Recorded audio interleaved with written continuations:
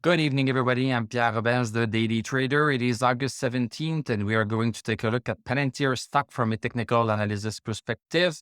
My goal in doing these videos is to help you understand how you can use technical analysis to make better trading and investing decisions, but I'm not a financial advisor, so please do your own research and make your own decisions.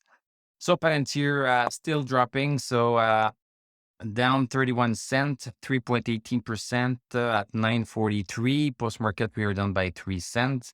It looked like the stock wanted to come back into this channel, but just could not do it.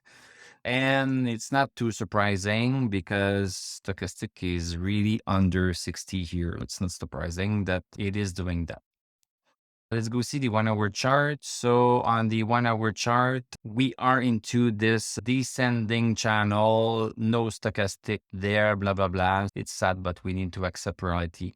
This is something that's hard. It's hard when we are emotionally invested into a stock, into a company. It's hard to see the stock go down and not try to jump back in all the time and stay in. It's hard because there's an emotional aspect, but no, we need to be crystal clear about when we go into a stock and when we come out.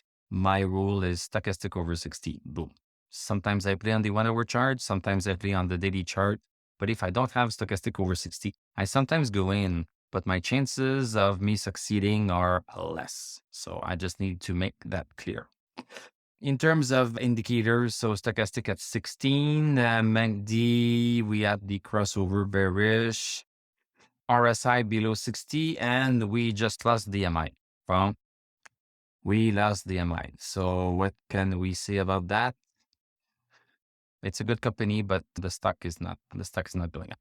Thank you very much for watching. Thank you for liking, commenting, subscribing. If you like what I do, you can become a YouTube member. Click on my TradingView affiliate link. I'm going to wish you a great evening. We are going to talk tomorrow, and I'm going to tell you à la prochaine.